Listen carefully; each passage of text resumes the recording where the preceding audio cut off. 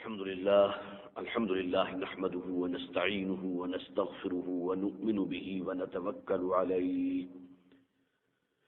ونعوذ بالله من شرور أنفسنا ومن سيئات أعمالنا من يهده الله فلا مضل له ومن يضلله فلا هادي له ونشهد أن لا إله إلا الله وحده لا شريك له ونشهد أن سيدنا ومولانا محمدا عبده ورسوله فصلى الله عليه وسلم تسليما كثيرا كثيرا أما بعد فأعوذ بالله من الشيطان الرجيم بسم الله الرحمن الرحيم وإذ ابتلى إبراهيم ربه بكلمات فأتمهن قال إني جاعلك للناس إماما قال ومن ذريتي قال لا ينال عهد الظالمين إذ جعلنا البيت مثابة للناس وأمنا واتخذوا من مقام إبراهيم مصلى وعهدنا إلى إبراهيم وإسماعيل أن طهرا بيتي للطائفين والعاكفين والركع السجود وإذ قال إبراهيم رب اجعل هذا بلدا آمنا وارزق أهله من الثمرات من آمن منهم بالله واليوم الآخر قال ومن كفر فأمتعه قليلا ثم أضطره إلى عذاب النار وبئس المصير صدق الله العظيم رب اشرح لي صدري ويسر لي أمري واحلل عقدة من لساني يفقهوا قولي اللهم ألهمنا رشدنا واعذنا من شرور أنفسنا اللهم ألهمنا رشدنا واعذنا من شرور أنفسنا آمین یا رب العالمین۔ حضرات آپ کے علم میں ہے کہ ہمارے دین میں یہ دو عیدیں ہیں، دو تہوار ہیں، عید الفطر اور عید الاضحیٰ، اور ظاہر ہے کہ بڑا خوشی کا موقع ہے، لہذا انہیں تہوار کہا گیا۔ عید الفطر رمضان کی عبادت کے فوراً بعد ہے، اور عید الاضحیٰ کا تعلق حج کی عبادت کے ساتھ ہے۔ یہ بات اس سے پہلے بھی میں بیان کر چکا ہوں کہ ہمارے دین میں، اسلام میں جو عبادات کا نظام ہے، ایک تو لفظ عبادت ہے جس میں اللہ کی بندگی ہے، اللہ کی غلامی اختیار کرنا ہے، اپنے آپ کو اللہ کی فرما برداری میں دینا ہے، یہ اصل روح ہے عبادت کی۔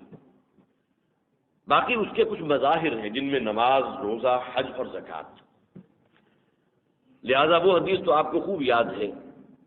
بنی الاسلام علی خمس، اسلام کی بنیاد 5 چیزوں پر ہے، 5 باتوں پر ہے،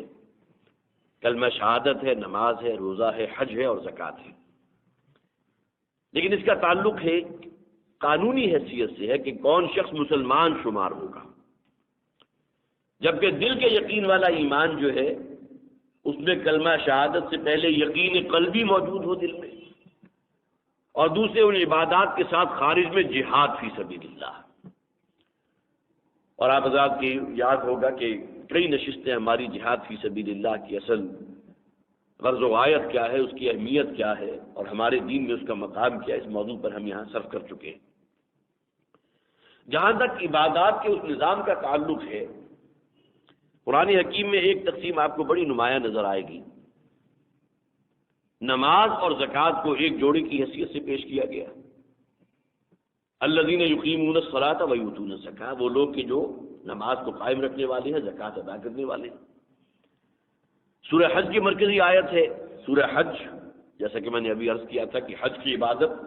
اس کا ایک رکن قربانی بھی ہے۔ تو سورہ حج میں جہاں مناسک کے حج کا ذکر ہے، وہاں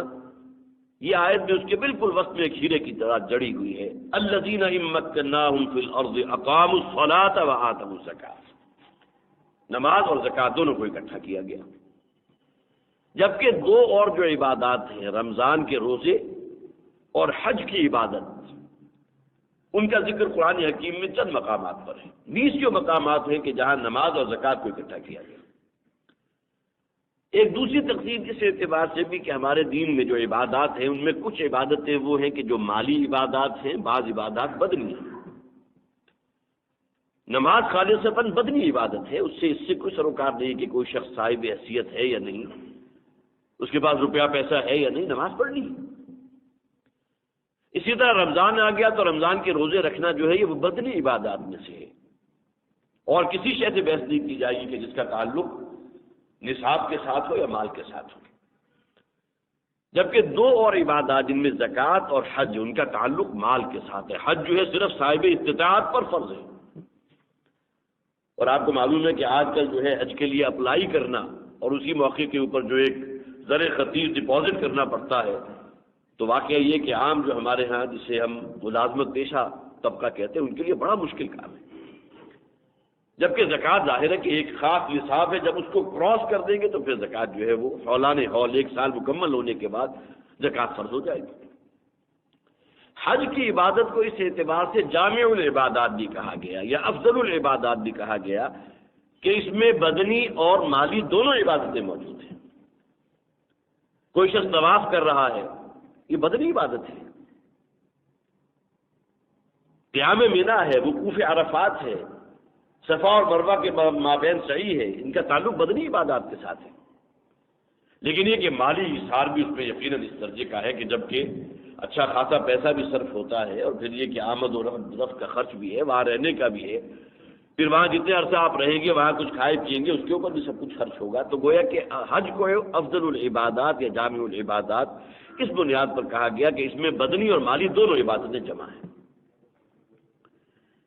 تیسری بات یہ کہ ہمارے ہاں جو عبادات کا نظام ہے اس میں ایک شے ہے جسے ہم ظاہر کہتے ہیں، ظاہر عبادت۔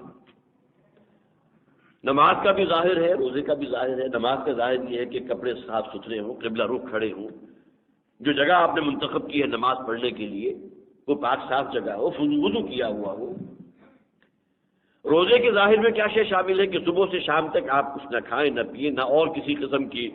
وہ جذبات کہ جن کا تعلق شہوانی جذبات سے ہے ان کے اوپر پابندی لگائی ہے، اس کا ظاہر سے تعلق ہے۔ اسی طرح حج کا بھی ایک ظاہر ہے، اور حج میں خاص طور پر قربانی کا میں ذکر کروں گا کہ بہت قیمتی جو ہے آپ نے چھترا یا کوئی بکرا حاصل کیا ہے، اس کو قربان کر رہے ہیں، اس کا ظاہر ہے۔ لیکن یہ کہ قرآن حکیم کا جب آپ مطالعہ کریں گے تو ان عبادات کے تہ میں اصل شے جو اصل حکمت ہے وہ اس کا باطن ہے۔ اقم الصلاۃ لذکری، نماز کو قائم کرو، کس لیے؟ آیا صرف اٹھک بیٹھک کرانا مقصود تھا، کوئی ایکسرسائز کرانا مقصود تھی؟ نہیں، بلکہ کس لیے؟ لذکری، تاکہ میری یاد تمہارے دلوں میں موجود رہے۔ ظاہر ہے کہ 5 وقتہ نماز کا جو نظام ہے اس پر کوئی شخص اگر کاربند ہے تو ہر 2 ڈھائی 3 گھنٹے کے بعد اس نے اپنی تمام ضروریات اور جو بھی اس کی مجبوریاں ان کو بالائے طاق رکھا ہے اور حاضر ہوا ہے مسجد میں نماز کی ادائیگی کے لیے، پورا روٹین ہے۔ تو اس حوالے سے گویا کہ نماز کا اصل باطن کیا ہوا؟ ذکری، اللہ کی یاد، اقم الصلاۃ لذکری۔ روزے کی بھی اصل حقیقت ہے، باطن ہے، اور وہ ہے تقوی۔ یا ایھا الذین آمنوا کتب علیکم الصیام کما کتب علی الذین من قبلکم لعلکم تتقون۔ اگر تقوی پیدا نہ ہوا روزے کے نتیجے میں تو روزے کا ظاہر آپ کا کتنا ہی اس کا اہتمام کرے، لیکن یہ کہ حدیث میں نے آپ کو سنائی تھی اس لیے کہ ماہ رمضان المبارک کو گزرے بھی زیادہ عرصہ نہیں ہوا، حضور نے تو واشگاف الفاظ میں جو ہے وہ فرما دیا کہ کم من صائم لیس له من صومه الا الجوع، کتنے ہی روزے دار ایسے ہیں جنہیں روزے سے سوائے بھوک اور پیاس کے کچھ حاصل نہیں ہوتا۔ اگر تقوی موجود نہیں ہے، تقوی اس کا اصل حاصل آپ جو ہے اس کو اخذ نہیں کر سکے تو صرف بھوکا پیاسا رہنے سے اللہ کی تو کوئی غرض پوری نہیں۔ من لم يدع قول الزور والعمل به فليس لله حاجة ان يدع طعامه وشرابه۔ کوئی شخص اگر روزے کی حالت میں بھی جھوٹ بولنا اور گناہ پر عمل کرنا ترک نہیں کرتا تو اللہ کو تو قطعاً کوئی حاجت نہیں کہ صبح سے شام تک وہ بھوکا پیاسا رہے۔ تو یہ روزے کا بات ہے، تقویٰ، خدا خوفی۔ اسی طرح حج میں قربانی کا بھی ایک باطن ہے جس کا ذکر سورہ حج میں کیا گیا، لن ينال اللہ لحومها ولا دماؤها ولكن يناله التقوى منكم۔ دیکھو تمہارے قربانی کا نہ تو گوشت اللہ تک پہنچتا ہے اور نہ ہی خون اللہ تک پہنچتا، خون تو زمین میں جذب ہو گیا، اور گوشت تم نے کنزیوم کر لیا، کھا لیا، تقسیم کر دیا، وَلَٰكِن يَنَالُهُ التَّقْوَىٰ مِنكُمْ، اگر واقعتاً تقویٰ موجود ہے تو اللہ کے ہاں اجر و ثواب کے مستحق ہوگے، ورنہ 50,000 روپے کا اگر بکرا اور چھترا جو ہے وہ ذبح کر بھی دیا، لیکن حرام کی کمائی سے فرض کیجئے وہ خریدا گیا تھا، یا لوگوں کو صرف دکھانا مقصود تھا، صرف ایک شہرہ ہو جائے پوری بستی میں کہ فلاں شخص نے جو ہے اتنا مہنگا جانور جو ہے وہ اللہ کے راستے میں دیا ہے اور اس نے قربانی کی ہے، تو ظاہر ہے کہ اس کا تعلق پھر اس کے ظاہر کے ساتھ ہے، باطن سے نہیں۔ تو معلوم ہوا کہ یہ تینوں باتیں اپنے ذہن میں رکھیں، یہ عبادات کی جو اصل جسے آپ کہیں کہ اس کی غرض و غایت اور اس کی اصل حکمت ہے کیا۔ اب آئیے یہ جو عید الاضحیٰ، جس میں ظاہر ہے کہ ہم لوگ تو صرف قربانی کریں گے، لیکن یہ کہ یہ عید الاضحیٰ اور جو یہ حج کی جو عبادت، اس کے جو مناسک ہیں، ان کو آپ ذرا غور کیجئے تو حضرت ابراہیم علیہ السلام کی زندگی، ان کے مختلف ادوار، ان کی زندگی کے واقعات انہی کے گرد گھوم رہا ہے۔ لہذا سورہ بقرہ کا آخری رکوع، سورہ بقرہ کا جو پہلا پارہ ہے، اس کا آخری رکوع، اس کی میں نے ابھی ابتدائی آیات آپ کو پڑھ کر سنائی ہے۔ وَإِذِ ابْتَلَىٰ إِبْرَاهِيمَ رَبُّهُ بِكَلِمَاتٍ فَأَتَمَّهُنَّ، ان آیات کے آخر میں ذکر ہے حج کی عبادت کا، بیت اللہ کی تعمیر کا، حضرت ابراہیم کی وہ دعا کہ جو ان کو لبوں پر تھی، ربنا وجعلنا مسلمین لک ومن ذریتنا امۃ مسلمۃ لک۔ یہ گویا کہ ترانہ حمد ہے، جہاں اللہ کی حمد و ثنا بھی ہے، وہاں یہ دعا بھی ہے جو حضرت ابراہیم علیہ السلام کی زبان پر اس وقت جاری تھی۔ لیکن پہلا جسے آپ کہیں گے کیپشن کیا ہے، وَإِذِ ابْتَلَىٰ إِبْرَاهِيمَ رَبُّهُ بِكَلِمَاتٍ فَأَتَمَّهُنَّ، اور یاد کرو کہ ابراہیم علیہ السلام کو اللہ تعالیٰ نے کتنے بڑے بڑے امتحانوں میں سے گزارا تھا۔ بِكَلِمَاتٍ، یہ تفخیم کے لیے بہت بڑے امتحانات، فَأَتَمَّهُنَّ، اور وہ اللہ کا بندہ جو ہے تمام امتحانات میں کامیاب ہوا۔ ایک کامیابی ہوتی ہے ذرا نچلے درجے کی کامیابی، صرف کوئی شخص پاس ہو گیا، لیکن یہ کہ فَأَتَمَّهُنَّ، اس میں تو گویا کہ مبالغہ ہے کہ پوری مکمل سرخ ہوئی اور ڈسٹنکشن کے درجے والی کامیابی کو حاصل کی۔ اس حوالے سے میں چاہتا ہوں کہ سال میں جو ایک موقع آتا ہے، اس میں حضرت ابراہیم علیہ السلام کی زندگی کے وہ واقعات یا وہ ادوار، ان کا ذکر بھی ہو جائے۔ جو یہاں ذکر ہوا بکلمات، کے امتحانات تھے کون کون سے؟ دیکھیے، سب سے پہلا امتحان ہے جسے ہم عقل و خرد کا امتحان کہتے ہیں، شعور کا امتحان۔ یہ بات اپنی جگہ مسلم ہے، حضور نے فرمایا کل مولود یولد علی الفطرہ، بنی نوع انسان کا ہر فرد جو اس دنیا میں بھیجا جاتا ہے فطرت کی کلین سلیٹ لے کر آتا ہے۔ اس کو ماحول کیا ملا، اس کے آباء و اجداد کیسے تھے، کیا کیا انوائرمنٹ تھا، اس کی بنیاد پر کوئی شخص یہودی ہو گیا، کوئی ہندو ہو گیا، کوئی مسلمان ہو گیا۔ ہم میں سے بھی اکثریت جو ہے مسلمان کس بنیاد پر ہے؟ اس لیے کہ ہماری بائی ایکسیڈنٹ کہہ لیجیے کہ ہماری برتھ جو ہے وہ مسلمان گھرانے میں ہوگی، مسلمان۔ ورنہ میں کہا کرتا ہوں کہ ہم میں سے اگر کوئی شخص جو ہے کسی ہندو گھرانے میں پیدا ہو جاتا، کسی سکھ گھرانے میں پیدا ہو جاتا، تو شاید 1,00,000 میں چند ہوتے ایسے کہ جنہیں توفیق میسر آتی اور وہ اپنی تحقیق اور مطالعے کے نتیجے میں اسلام کی حقانیت ان پر واضح ہوتی اور اسلام قبول کرتے ہیں۔ ورنہ تو جو انوائرمنٹ مل گیا، جو ماحول آپ کو ملا، اسی کے مطابق جو انسان کے عقائد، اس کے کچھ ریچولز ہیں، کچھ رسومات ہیں، اسی کے اندر اپنے آپ کو ڈھال دیتا ہے۔ حضرت ابراہیم علیہ السلام کو ماحول کون سا ملا تھا؟ بدترین مشرکانہ ماحول۔ ان کے اپنے والد ہیں آزر، کہ جو بت تراش تھے۔ ظاہر ہے کہ ان کی ایک خصوصی حیثیت ہوگی نا، ہر شخص تو نہیں ہے بت تراش، کہ ان کے ہاتھوں سے ترشا ہوا وہ بت ہوتا تھا کہ جسے وہ اپنا معبود قرار دے کر اپنے استھان میں جما دیتے تھے۔ یہ والد، اور حضرت ابراہیم علیہ السلام ظاہر ہے کہ شعور کی آنکھ کھولی تو ماحول تو وہی تھا۔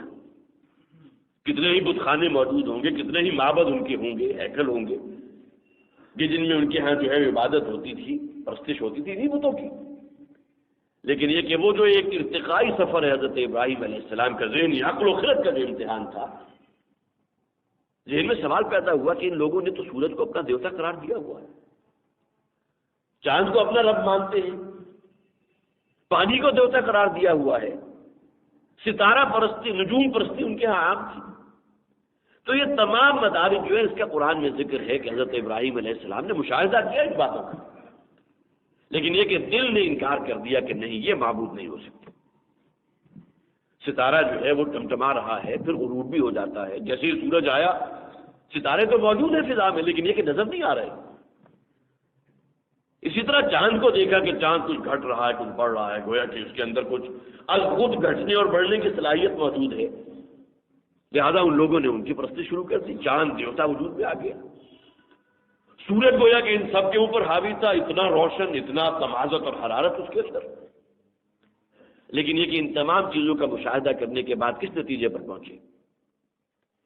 جسے آپ کہیں گے نعرہ توحید جو ان کی زبان پر آیا، انی وجہت وجہی للذی فطر السماوات والارض حنیفا وما انا من المشرکین، میں تو ان میں سے کسی شے کو اپنا رب قرار نہیں دوں گا۔ کیسے ممکن ہے ان چیزوں کو ہم اپنا معبود بنا لیں؟ قال انی لا احب الآفلین، حضرت ابراہیم نے کہا کہ ایسی شے کو تو میں نہیں پسند کرتا، اسے اپنا رب معبود بنانا پسند نہیں کروں گا کہ جس پر زوال آ جاتا ہو، جو غروب ہو جاتی ہو۔ اور اس کے بعد انی وجہت وجہی للذی فطر السماوات والارض حنیفا، یہ عقل و فطرت کا امتحان تھا، گویا کہ یہ توحید کی آخری چھلانگ کہ ان تمام چیزوں میں جن کا تعلق ظاہر کے ساتھ ہے، ان میں اگر صلاحیتیں ہیں تو ان کی ذاتی نہیں ہے، اللہ کی عطا کردہ صلاحیتیں، لہذا میں تو ان میں سے کسی کو اپنا رب نہیں مانوں گا، بلکہ میں تو اپنا رخ کر رہا ہوں اس کائنات کے خالق کی طرف، فاطر السماوات والارض، زمین و آسمان کا پیدا کرنے والا، اس کا خالق۔ اور پھر یہ کہ وہ اس کو پیدا کرنے کے بعد الگ ہو کر نہیں بیٹھ گیا، بلکہ ثم استوى علی العرش، ان تمام چیزوں کا کنٹرول اللہ کے ہاتھ پہ ہے۔ چاند کا گھٹنا بڑھنا ہو، اس کے اندر اپنی آپ کو ذاتی کوئی صلاحیت نہیں ہے، اللہ کے حکم، اللہ کے فیصلے کا پابند ہے۔ سورج میں اگر تمازت ہے، حرارت ہے، زندگی بخش، ہم اگر سورج کو قرار دیتے ہیں تو اس کا ذاتی وقت نہیں، اللہ کا عطا کرتا ہے۔ تو ان تمام مظاہر سے بلند ہو کر جو مسبب الاسباب ہے اس تک پہنچ گئے۔ یہ سب سے پہلا امتحان حضرت ابراہیم علیہ السلام کا، فاتمہن، اور اس میں کامیاب ہو۔ اس کے بعد اپنے گھر والوں سے محبت، بھائی بندوں سے محبت، والدین کی محبت، اہل کنبہ و قبیلہ کی محبت کی شک میں نہیں ہوتی، لیکن یہ کہ وہ اسٹیج آ گئی بالآخر کہ والد نے تو خاص طور پر یہ کہہ دیا، قرآن میں وہ الفاظ موجود ہیں، لئن لم تنتہی لأرجمنک واہجرنی ملیہ،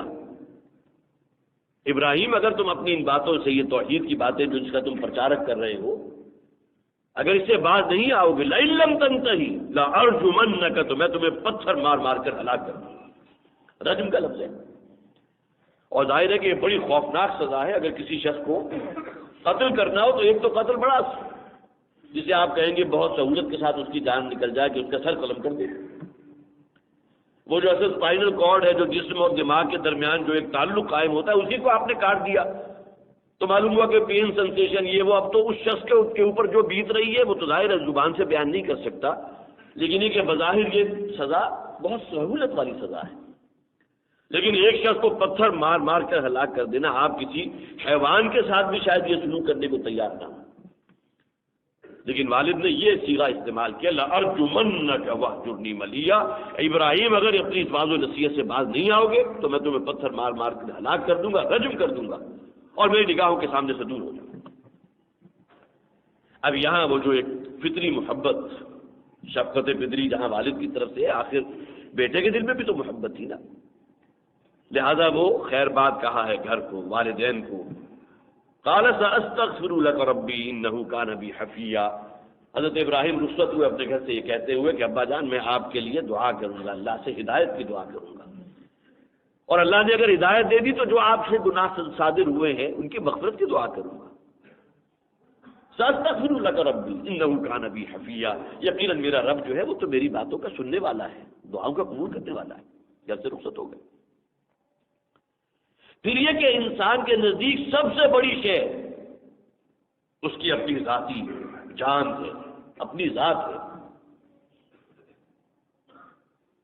چشمے فلک نے وہ مناظر بھی دیکھے ہیں کہ کسی شخص نے اپنے آپ کو بچانے کے لیے اپنی بیوی اور بچوں کو جو ہے گنڈوں کے اور ان کے حوالے کر دیا، اپنے آپ کو بچایا۔ جب یہ تقسیم ہوئی تھی اور پاکستان وجود میں آیا تھا تو کتنی مثالیں، صرف ایک شخص واپس پہنچا ہے، اس کی نگاہوں کے سامنے والدین بھی کاٹ دیے گئے اور اس کے جو ہے بھائی بند جو ہے انہیں بھی ذبح کر دیا گیا، قتل کر دیا گیا، لیکن ایک شخص بچ کر یہاں پہنچ گیا۔ تو سب سے قیمتی شے انسان کے نزدیک اپنی جان ہے۔ یہ بھی تو بہت بڑا امتحان ہے نا۔ ایک موقع پر حضرت عمر رضی اللہ تعالیٰ عنہ نے حضور سے کہا تھا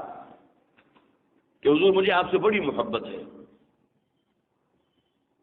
تو حضور نے کہا کہ دیکھ لو کیا کہہ رہے ہو، کیا میں تمہیں اپنی جان سے بھی زیادہ محبوب ہوں؟ تو حضرت عمر رضی اللہ تعالیٰ روایات میں ہے کہ انہوں نے تھوڑا سا توقف کیا، فوراً جواب نہیں دیا، بلکہ یہ کہ سیلف انالیسز، اپنے آپ کو ذرا تولا کہ اب جو بات میں کہوں گا پہلے میں اس بات پر خود گواہ ہو جاؤں کہ آیا جو بات کہوں گا اس پر پورا اتروں گا یا نہیں. تھوڑے سے توقف کے بعد فرمایا الآن، ہاں اب میں کہہ سکتا ہوں حضور صلی اللہ علیہ وسلم کہ آپ مجھے میری اپنی جان سے بھی زیادہ عزیز ہیں. گویا کہ اگر موقع آیا تو میں اپنی جان جو ہے قربان کر دوں گا آپ کی حفاظت کے لیے، اپنی جان نچھاور کر دوں گا. تو سب سے قیمتی شے کسی شخص کے نزدیک ہو سکتی تو اپنی جان، اور اس کا تعلق صرف اس دنیا سے نہیں ہے بلکہ عالم آخرت سے بھی ہے. قرآن میں کئی مقامات پر نقشہ کھینچا گیا اس دن جو نفسی نفسی کا عالم ہوگا. ہر شخص کے اگر نفسی نفسی کسی طرح میں بچ جاؤں، میری جان بچ جائے، میرے بیوی، میرے بچے، میرے والدین، بھائی بہن، ہر ایک کو جہنم میں دھکیل دو، صرف مجھے بچا دو. یوم یفر المرء من اخیہ وامہ وابیہ وصاحبتہ وبنیہ، قریب ترین جو حلقہ ہوتا ہے رشتہ داریوں کا ان میں سے کسی کو نہیں چھوڑا گیا. باپ ہے، ماں ہے، بیوی ہے، بیٹے ہیں، ان سے بڑھ کر محبت ہوتی ہے کسی کو. لیکن یہ کہ اس دن انسان کا جو ہے نفسی نفسی کا جو عالم ہوگا کہ ان سب کو دھکیلو جہنم میں، مجھے بچا دو، اپنی جان اتنی قیمتی. لیکن یہ کہ وہ موقع آیا کہ جب وہ سب سے بڑا امتحان، آپ یہ کہیے کہ اب سب سے بڑا جو امتحان تو ہونے والا ہے جس کی یاد ہم مناتے ہیں. صحابہ کرام نے حضور سے سوال کیا تھا کہ ما هذه الاضاحی یا رسول اللہ، اللہ کے رسول یہ جو ہم قربانیاں کرتے ہیں آپ کا حکم ہے ہم کریں گے، لیکن یہ کہ اس کی اصل حکمت کیا ہے، اس کی اصل حقیقت کیا ہے؟ تو حضور نے فرمایا سنت ابیکم ابراہیم، یہ اصل میں تمہارے والد سے مراد گویا کہ آپ کے آبا میں حضرت ابراہیم ایسے گزرے ہیں جو امام الناس تھے، جن کی یاد منائی جاتی ہے. اور ظاہر ہے کہ اس کا تعلق صرف مکان سے نہیں ہے، پورے کرۂ ارضی پر جہاں کوئی مسلمان موجود ہے وہ حج کے اس رکن کے اندر شریک ہو سکتا ہے. صاحب نصاب ہے، قربانی والا نصاب اس کے لیے بھی ہے. بہرحال بات دوسری طرف نکل گئی، حضرت ابراہیم علیہ السلام کا ذکر ہو رہا تھا کہ وہ موقع بھی آیا جبکہ آزما لیا گیا کہ جس حق کو قبول کیا ہے وہ زیادہ پسند ہے، زیادہ محبوب ہے، اللہ زیادہ محبوب ہے یا اپنی جان زیادہ محبوب ہے. اور وہ بھی موقع کیا بنا تھا کہ ایک موقع حضرت ابراہیم نے ایسا دیکھا کہ جبکہ پوری قوم جو ہے اس بستی کو چھوڑ کر کہیں کسی دریا کے کنارے، سمندر کے کنارے انہیں جانا تھا پوجا پاٹ کے لیے. ظاہر جس طرح ہمارے ہاں تہوار ہوتے ہیں، جب کوئی عید الفطر یا عید الاضحیٰ کی نماز کے لیے تمام لوگ جو ہیں وہ گھروں سے نکلتے ہیں، جمع ہوتے ہیں ایک جگہ، اسی طرح ان کے ہاں بھی کچھ اس طرح کی کوئی رسومات تھی. خاص دن جو ہے وہ تہوار کا دن، جشن کا دن،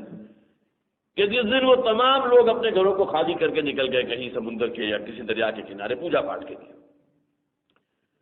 معلوم ہوتا ہے حضرت ابراہیم علیہ السلام پہلے ہی سے کچھ پلاننگ کر رہے تھے. ان کے ذہن میں تھا کہ جب کوئی ایسا موقع آئے گا تو میں ایک کام کروں گا. کام بڑی ہمت والا کام تھا، اور ظاہر ہے کہ یہ کام کرنے سے پہلے انہوں نے سوچ لیا تھا کہ اگر وہ لوگ میری ٹکا بوٹی بھی کر دیں تب بھی شاید میں جو جرم کرنے چلا ہوں ان کی نگاہ میں شاید وہ اس سے بھی کم کروں، میرا ایک ریشہ الگ کر دیں. اس لیے کہ ان کے معبودوں اور ان کے خداؤں کا جو ہے جتیا پانچا کیا حضرت ابراہیم علیہ السلام نے. تو پوری قوم جب نکل گئی، ساری تفصیل کے ساتھ میں نے اس سے پہلے بھی کبھی عرض کیا تھا کہ حضرت موسیٰ علیہ السلام کا مقام جو ہے اس حوالے سے تمام انبیاء اور رسول میں ذرا ایک درجے میں بالا تر ہے کہ قرآن حکیم میں جو آیات قرآنیہ ہیں ان میں حجم کے اعتبار سے سب سے بڑھ کر وہ آیات ہیں کہ جن کا ذکر ہے حضرت موسیٰ علیہ السلام کے ذکر. 6250 یا 300 آیات ہیں قرآن حکیم کی، جن میں 555 آیات وہ حضرت موسیٰ کے ذکر پر ہیں. اور حضرت موسیٰ کے بعد درجہ آتا ہے پھر حضرت ابراہیم علیہ السلام کا. اگر کہیں یہ سوال ذہن میں پیدا ہو کہ نبی اکرم صلی اللہ علیہ وسلم کا ذکر، تو پورا قرآن حکیم تو اصل میں ذکر ہے محمد رسول اللہ صلی اللہ علیہ وسلم کا. حضرت عائشہ صدیقہ رضی اللہ تعالیٰ عنہ سے کسی نے سوال کیا تھا حضور کے اخلاق عالیہ کے بارے میں، تو انہوں نے فرمایا تھا کہ کیا تم قرآن نہیں پڑھتے؟ الستم تقرؤون القرآن؟ تو انہوں نے کہا کیوں نہیں ہم قرآن پڑھتے ہیں؟ تو حضرت عائشہ نے فرمایا کانا خلقہ القرآن، اگر ان کے اخلاق معلوم کرنا چاہتے ہو تو جا کر قرآن پڑھ لو، قرآن مجسم ہے محمد رسول اللہ صلی اللہ علیہ وسلم۔ تو حضرت ابراہیم علیہ السلام کی زندگی کے جو واقعات ہیں وہ قرآن حکیم میں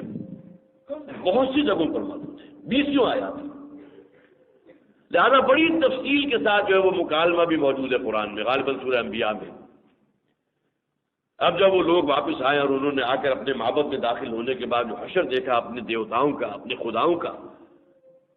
تمام کے تمام چکنا چور ہیں، کسی کی ناک جو ہے وہ نہیں ہے، کسی کا سر تن سے جدا ہے، کسی کا بازو جو ہے وہ زمین پر پڑا ہوا بکھرا ہوا۔ اب جو ان کا حال ہوا ہوگا، ان کے اندر جو وہ غیظ و غضب کی کیفیت ہوگی، آپ اس کا اندازہ نہیں کر سکتے۔ فوراً سب کا ذہن منعطف ہوا کہ ابراہیم نامی ایک نوجوان ہے کہ جو ہمارے ان خداؤں کے بارے میں بڑی بہکی بہکی باتیں کیا کرتا تھا کہ سب گمراہی ہے، تو لہذا ان کو جو ہے وہ پکڑ لیا گیا، لے آیا گیا۔ اور جیسا کہ میں نے عرض کیا تھا کہ یہ کام کرنے سے پہلے گویا کہ حضرت ابراہیم علیہ السلام جو ہے اس اعتبار سے خوب اچھی طرح جانتے تھے کہ اب جو میرے ساتھ سلوک ہوگا یہ کام کرنے کے بعد، تو اس کا جو ظاہر ہے کہ اس میں جیسا کہ میں نے عرض کیا کہ ایک ٹکا بوٹی جو ہے اس کی کر دی جائے، وہ بھی شاید کم تھا ان کے جرم کے اعتبار سے۔ وہ مکالمہ ہوا، وہ مکالمہ جیسا کہ میں نے عرض کیا پورے قرآن حکیم میں جو ہے بڑی تفصیل کے ساتھ موجود ہے۔ اور جو شے حضرت ابراہیم علیہ السلام چاہتے تھے، قوم کے لوگوں کو مجبور کر دیا سوچنے کے لیے۔ جب انہوں نے سوال کیا کہ کیا تم نے کیا ہے ہمارے ان خداؤں کے ساتھ یہ سلوک، یہ حشر، تو حضرت ابراہیم نے کہا یہ تمہارا سب سے بڑا خدا جو ہے یہ تو موجود ہے، اس سے پوچھو، یہ بتائے گا، اس کی آنکھیں بھی ہیں، دیکھتا بھی ہے، تم سمجھتے ہو نا دیکھتا ہے، آنکھیں لگائیں تم نے، پھر دماغ بھی ہے، اس کا سر بھی تم نے بنایا ہے، اس سے پوچھ لو۔ تو بے ساختہ قوم نے کہا کہ یہ کیسے ہم اس سے پوچھیں، تو بول بھی نہیں سکتا، نہ دیکھ سکتا نہ بول سکتا۔ اس پر حضرت ابراہیم علیہ السلام نے کہا اف لکم ولما تعبدون، کہ تف ہے تمہاری عقل کے اوپر کہ ان کو تم نے معبود بنا رکھا ہے، اپنے ہاتھوں سے تراشتے ہو اور ان کے سامنے اپنے جائے عزت ہے یہ پیشانی وہ زمین پر رکھ دیتے ہو، ان کو سجدہ کرتے ہو۔ اف لکم ولما تعبدون، تف ہے تم پر ان پہ کہ جن کی تم عبادت کرتے ہو، جن کو تم نے معبود بنا رکھا ہے۔ فرجعوا الی انفسہم، قرآن حکیم میں اس کے بعد ذکر ہے کہ جو لوگ بھی مخاطب تھے اس وقت موجود تھے، فوراً انہوں نے جو ہے گردنیں جھکا دی، اپنے گریبانوں میں ڈال کر منہ ڈال کر دیکھا کہ ہاں بات تو سچ ہے جو ابراہیم نے کہی۔ نہ ہل سکتے ہیں، نہ دیکھ سکتے ہیں، نہ سن سکتے ہیں، نہ بول سکتے ہیں، اور ہم نے انہیں اپنا معبود، اپنا رب ان کے سامنے سجدہ نہیں دیتے۔ لیکن ظاہر ہے کہ جسے آپ کہتے ہیں کہ کھسیانی بلی کھمبا نوچے، وہ کیا کرے؟ لہذا یہ جرم ایسا تھا کہ فوراً جو ہے وہ نمرود جو ان کا شہنشاہ اعلیٰ تھا اس کے دربار میں پیش کر دیا گیا کہ یہ ہے مجرم جس نے ہمارے معبودوں کا وہ حشر کیا۔ اور اس کے بعد پھر آپ کو معلوم ہے کہ جو جرا ہوئی ہے، جو کچھ بھی ہوا اس کا بھی قرآن میں ذکر ہے۔ نمرود نے سوال کیا تھا حضرت ابراہیم سے کہ کون ہے تمہارا رب؟ تو حضرت ابراہیم نے کہا ربی الذی یحیی و یمیت، میرا رب وہ ہے کہ جو زندگی عطا کرنے والا ہے اور اسی کے اختیار میں ہے، جب چاہے انسان پر موت وارد کر دے، یحیی و یمیت۔ تو اس پر وہ جو نمرود تھا، جو شہنشاہ اعلیٰ ان کا تھا، بہت ظاہر کایا انسان تھا، بڑا ذہین انسان تھا، اس نے کہا کہ فوری طور پر ابراہیم کی اس بات کا جو ہے بجائے یہ کہ میں اپنی زبان سے کوئی جواب دوں، ایک بے گناہ شخص کو اس نے اپنے دربار میں کھینچا، بلایا اور اس کے جو ہے سر قلم کر دیا، اس کی جان لے لی، اور ایک شخص کے جسے اگلی صبح پھانسی کی سزا ہونے والی تھی اس کو معاف کر دیا، اور کہا دیکھو تم نے کہا نا کہ میرا رب جو ہے وہ زندگی عطا کرتا ہے، موت وارد کرتا ہے، یہ اختیار تو میرے پاس بھی ہے، میں نے ایک شخص کے اوپر موت مسلط کر دی اور دوسرے کو آزاد کر دیا، جسے کل صبح سورج نکلنے سے پہلے پھانسی کی سزا ہونی تھی اس کو میں نے آزاد کر دیا۔ اس پر پھر حضرت ابراہیم علیہ السلام نے وہ قول کہا جس کا ذکر قرآن میں ہے سورہ بقرہ میں کہ میرا رب تو وہ ہے فإن اللہ یاتی بالشمس من المشرق فاتی بها من المغرب، روزانہ سورج کو مشرق سے طلوع کرنا یہ ہے میرے رب کے اختیار میں، اس کے اذن کے بغیر نہیں ہو سکتا۔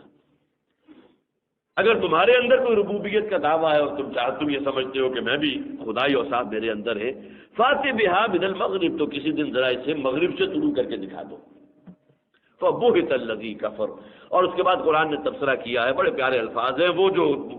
سراپا کفر تھا وہ نمرود وہ ان کا شہنشاہ اعلیٰ،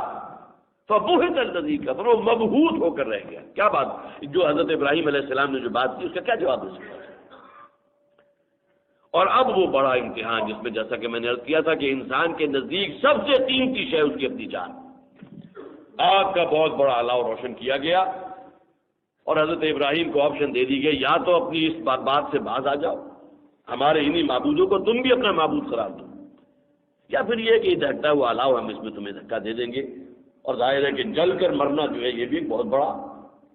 جہاں موت کی سزا ہے اس میں کسی شخص کو جو ہے زندہ جلا دیا جائے، یہ بھی بہت بڑی سزا ہے۔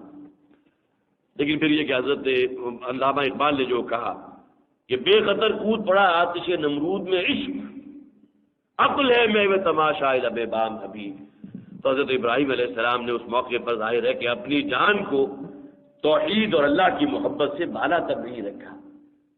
بلکہ یہ کہ حضرت ابراہیم علیہ السلام نے بجائے کہ تم دھکا دو خود چھلانگ لگا دو، بے قدر کود پڑا آتش نمرود میں عشق۔ اور پھر اللہ تعالیٰ کا حکم ہوا، ظاہر ہے کہ جب انسان کوئی اپنے آپ کو مستحق ثابت کر دیتا ہے اللہ کے فضل اللہ کے کرم کا، تو پھر قلنا یا نار کونی بردا وسلاما علی ابراہیم، پھر اللہ تعالیٰ کی طرف سے حکم ہو گیا اس آگ کے لیے کہ اے آگ ابراہیم کے لیے گل و گلزار بن جا، بجائے یہ کہ اس کے اندر کوئی حدت و تمازت ہو بلکہ وہ ٹھنڈک لے۔ تو یہ ہے اصل میں وہ تمام امتحانات جو حضرت ابراہیم علیہ السلام کے ہوئے، جس کے لیے میں نے آپ کو سنائی تھی وہ آیت، وَإِذِ ابْتَلَىٰ إِبْرَاهِيمَ رَبُّهُ بِكَلِمَاتٍ فَأَتَمَّهُنَّ، حضرت ابراہیم کو تو ان کے رب نے بڑے بڑے امتحانات میں سے گزارا تھا اور وہ ان تمام میں ڈسٹنکشن کے ساتھ پاس ہوئے۔ ابھی ایک اور بڑا امتحان تھا کہ جو ابھی گویا کہ چشم فلک اس کی منتظر ہے۔ حضرت ابراہیم کے اس وقت تک، اب جبکہ حضرت ابراہیم کی عمر جو ہے تقریباً 87 برس کی ہو چکی تھی، اولاد نہیں تھی، دعائیں مانگ مانگ کے اللہ تعالیٰ سے بیٹا حاصل کیا، رب هب لی من الصالحین، اے پروردگار مجھے ایک نیکوکار صالح اولاد عطا فرما۔ 87 برس کی عمر میں حضرت اسماعیل علیہ السلام کی ولادت ہوئی، جبکہ حضرت ابراہیم کی زوجہ جو تھی حضرت ہاجرہ وہ باندھ تھی، لیکن ظاہر ہے کہ یہ تمام چیزیں جو ہے اللہ کے حکم سے بالا تو نہیں ہے نا، اللہ کا حکم ہوا اور اللہ تعالیٰ نے جو اولاد عطا فرمائی، اور اولاد بھی حضرت اسماعیل جیسی۔ جب وہ اس عمر کو پہنچے جسے ہم کہتے ہیں بالکل وہ عمر کے جب کہ بچہ اپنے والد کا دست و بازو بن جاتا ہے، فلما بلا معه السعی، جب وہ اس عمر کو پہنچے کہ وہ اپنے والد کا جو ہے ہاتھ بٹانے لگے ہیں، کام کاج میں ان کے کام آنے لگے ہیں۔ ایک تو عمر ہوتی ہے بہت چھوٹی، 3 4 5 6 سال، وہ تو لام و لام والی عمر ہے، لیکن یہ کہ 12 13 سال 14 سال اب اس میں بچہ جو ہے گویا کہ اب جوانی میں قدم رکھ رہا ہے اور اپنے باپ کے لیے جو ہے سہارا بن گیا، دست و بازو ہے۔ حضرت ابراہیم نے مسلسل 3 راتیں خواب دیکھا ہے، انی ارا فی المنام انی اذبحک فانظر ماذا تری۔ حضرت اسماعیل سے بیٹے سے مخاطب ہو کر کہا کہ بیٹے میں 3 راتوں سے مسلسل یہ خواب دیکھ رہا ہوں کہ میں تمہیں ذبح کر رہا ہوں، کیا رائے ہے تمہاری؟ تو حضرت اسماعیل نے کوئی جرا نہیں کی کہ یہ خواب جو ہے کوئی اضغاث و احلام بھی ہو سکتے ہیں، کوئی اور شے بھی ہو سکتی ہے، لیکن یہ کہ جواب دیا حضرت اسماعیل نے فَفْعَلْ مَا تُؤْمَرُ سَتَجِدُنِی إِن شَاءَ اللَّهُ مِنَ الصَّابِرِينَ۔ ابا جان جس بات کا آپ کو اللہ کی طرف سے حکم دیا گیا اس پر عمل کیجئے، آگے بڑھیے، سَتَجِدُنِی إِن شَاءَ اللَّهُ مِنَ الصَّابِرِينَ، اللہ چاہے گا تو آپ مجھے صبر کرنے والوں میں پائیں گے۔ اب یہ گویا کہ وہ امتحانات کا جو ترکش تھا اس کا سب سے بڑا سب سے آخری امتحان، آخری چیز یہ بھی بات ہے۔ اور ظاہر ہے کہ یہاں بھی حضرت ابراہیم علیہ السلام نے اپنے رب کی مرضی کے سامنے گردن ڈال دی، فلما اسلما وتلہ للجبین، جب ان دونوں نے باپ اور بیٹے نے اپنے رب کے حکم کو قبول کر لیا اور حضرت ابراہیم نے اسماعیل علیہ السلام کو لٹا دیا ذبح کرنے کی غرض سے، اور یہاں خاص طور پر الفاظ نوٹ کیجیے، وَتَلَّهُ لِلْجَبِينِ، اور لٹایا ہے پشت کی طرف سے تاکہ چہرہ سامنے نہ رہے۔ اس لیے کہ ممکن ہے کہ جب میں چھری چلانے لگوں تو چہرے کے تاثرات جو ہے میری ہاتھ میں کوئی لغزش پیدا کر دے، نہیں، بلکہ چہرے کو دوسری طرف رکھا۔ وَتَلَّهُ لِلْجَبِينِ، جب اس حد تک گزرے ہیں تو پھر اللہ تعالیٰ کی طرف سے وہ آ گیا کہ جس کی یاد اب ہم مناتے ہیں، وَنَادَيْنَاهُ أَن يَا إِبْرَاهِيمُ قَدْ صَدَّقْتَ الرُّؤْيَا، اور پھر ہم نے پکارا ابراہیم جو تمہارا امتحان لیا گیا اس خواب کی شکل میں تم نے اپنے اس خواب کو سچ کر دکھایا۔ یہ وجہ ہے کہ حضرت ابراہیم علیہ السلام کو جو قرآن حکیم میں کہا گیا انی جاعلک للناس اماما، اے ابراہیم میں تو تمہیں تمام نوع انسانی کا امام بنانے والا ہوں۔ امام ہے، اسی قرآن میں ذکر موجود ہے، ملت ابیکم ابراہیم، اے مسلمانوں تم اصل میں ابراہیم کی ملت پر ہو۔ نماز میں ہم جو درود ابراہیمی پڑھتے ہیں وہ کیا ہے؟ اللہم صلی علی محمد وعلی آل محمد کما صلیت علی ابراہیم وعلی آل ابراہیم انک حمید مجید۔ خلیل اللہ کون ہے؟ ابراہیم ہے، واتخذ اللہ ابراہیم خلیلا، اللہ نے ابراہیم کو اپنا خلیل بنایا۔ تو معلوم ہوا کہ ان کا وہ مقام ہے کہ جن کی ملت کی پیروی امت مسلمہ کا اصل شعار ہے کیا؟ ملت ابیکم ابراہیم۔ تو یہ ہے اصل میں قربانی کی وہ یاد کہ جو ہم ہر سال مناتے ہیں۔ جیسا کہ میں نے عرض کیا تھا کہ صحابہ نے جب حضور سے سوال کیا تھا ما هذه الاضاحی یا رسول اللہ، اللہ کے رسول یہ قربانی جو ہم کرتے ہیں اس کی اصل حقیقت کیا ہے؟ تو حضور نے فرمایا سنت ابیکم ابراہیم۔ اب دیکھیے اصل میں قربانی ایک مظہر ہے۔ حضرت ابراہیم کی زندگی کے وہ چیدہ چیدہ واقعات جو میں نے آپ کے سامنے رکھے جس میں مسلسل آزمائش آزمائش آزمائش۔ ویسے تو ہر انسان کے لیے یہی کچھ ہے، خلق الموت والحیات لیبلوکم ایکم احسن عملا۔ یہ سلسلہ زندگانی جو ہے اس کا اصل مقصد کیا؟ امتحان۔ رخ روشن کے آگے شمع رکھ کر وہ یہ کہتے ہیں ادھر جاتا ہے دیکھیں یا ادھر پروانہ آتا ہے۔ یہ قرآن میں جو ابتلاء ہے، آزمائش ہے، وَلَنَبْلُوَنَّكُمْ بِشَيْءٍ مِّنَ الْخَوْفِ وَالْجُوعِ وَنَقْصٍ مِّنَ الْأَمْوَالِ وَالْأَنفُسِ وَالثَّمَرَاتِ۔ ابتلاء تو ہر انسان کا جو ہے زندگی وہ انہیں ابتلاؤں میں، آزمائشوں میں دو راہ اس کے سامنے ہے۔ ایک طرف کچھ نفسی خواہشات ہیں، کچھ زمانے کی فرسودہ روایات ہیں، اس دنیاوی زندگی کی چمک دمک ہے، یہاں کی رہنائیاں ہیں، بڑا پاورفل میگنیٹ ہے جو انسان کو کھینچتا ہے اپنی طرف۔ دوسری طرف رب کا حکم ہے، اسلام دین کا تقاضا ہے، تقوی کا تقاضا ہے۔ اب انسان کو قربانی دینی پڑتی ہے، خواہش نفس کی قربانی دو اور اس رستے کو اختیار کرو کہ جو اللہ کی فرما برداری والا رستہ ہے۔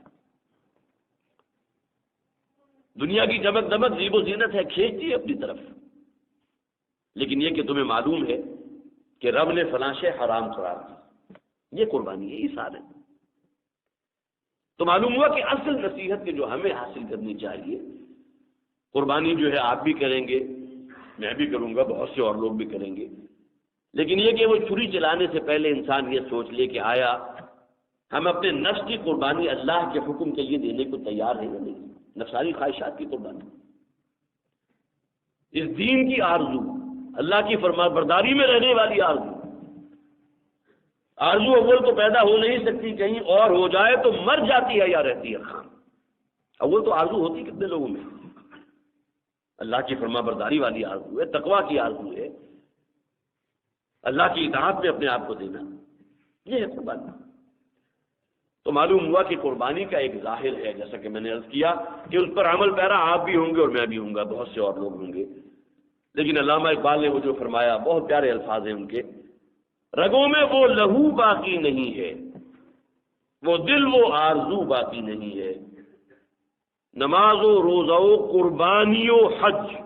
یہ سب باقی ہے، تو باقی نہیں۔ آج ہے اربوں کی تعداد میں مسلمان ہیں اور حج کی عبادت جو ہے 25 30 لاکھ افراد وہاں جمع ہو جاتے ہیں، لیکن یہ کہ اصل روح خدا خوفی، تقویٰ اور حضرت ابراہیم علیہ السلام کی سوانے کے جو واقعات میں نے آپ کے سامنے رکھے، امتحانات میں کامیاب ہونے کا جذبہ، یہ چیز نہیں رہ گئی، رسم اذاں روح بلالی نہ رہی، اور فلسفہ رہ گیا، تلقین غزالی نہ رہی۔ اصل شے جو ہے وہ پیدا کرنے والی، جو میں اپنے آپ کو بھی مخاطب ہو کر کہہ رہا ہوں اور آپ حضرات سے بھی، کہ وہ روح دین جو ہے وہ پیدا کرنے کی کوشش کریں، روح قربانی، اور اس میں ہمارے سامنے اسوہ جو ہے وہ حضرت ابراہیم علیہ السلام کا، جیسا کہ میں نے عرض کیا، اس حوالے سے قرآن نے خاص طور پر امتیازی اعتبار سے ذکر کیا حضرت ابراہیم علیہ السلام کا، وَإِذِ ابْتَلَىٰ إِبْرَاهِيمَ رَبُّهُ بِكَلِمَاتٍ فَأَتَمَّهُنَّ۔ اللہ تعالی ہمارے اندر دین کی صحیح سمجھ پیدا فرمائے اور ہمیں اپنے اطاعت کا خوگر ہونے کی توفیق عطا فرمائے. بارک اللہ لی ولکم فی القرآن العظیم ونفعنی وإیاکم بالآیات والذکر.